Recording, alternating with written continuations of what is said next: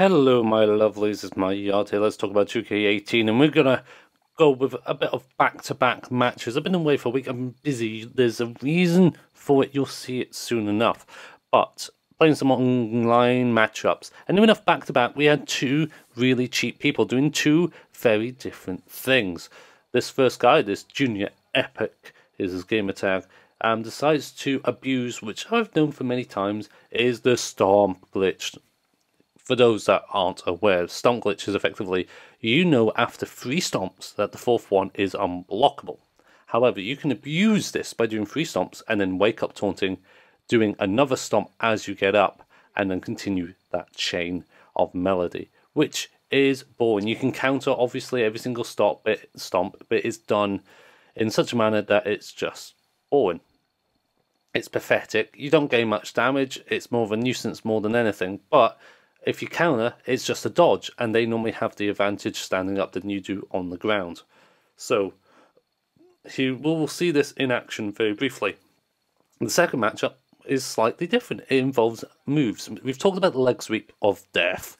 Well, there is another kick, which is just as a nuisance. It's not as bad as the leg sweep, but it grounds automatically. It does crazy stuff. And we'll talk about that in a second. See, here he is, stomping, wake up, stomp, wake up. You see, sometimes you can do a lot of damage if you get them in the right position, especially with the kick to the gut. And that's all he's doing. That's all he's doing.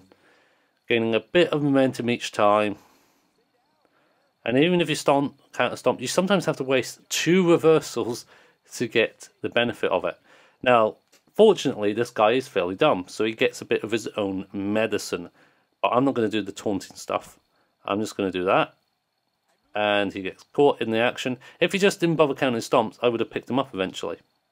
And it would have been no problem. But instead, he rage quits, because as soon as he gets on the ground with no counters, the game miraculously freezes.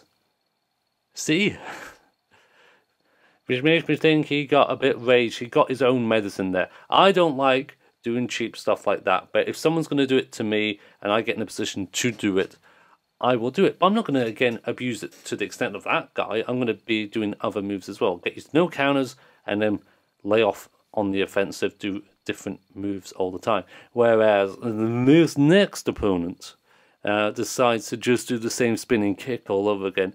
Not to mention, his wrestler looked fairly cool. He was stuck to just submission maneuvers, which was, well, quite frankly boring, and runs away as soon as he has no counters.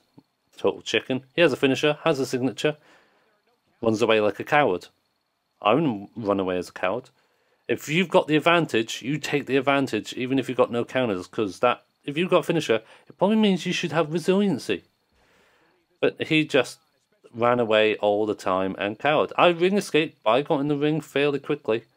This is the downside with Extreme Rules matches. Having no countouts, having weapons, people will just stay outside for a long period of time. In fact, in this match, because I got so annoyed by his cowardly actions, there's a spin kick, that's what I was on about, and that running big boot. Heavy impact moves, keeps you down for quite a while.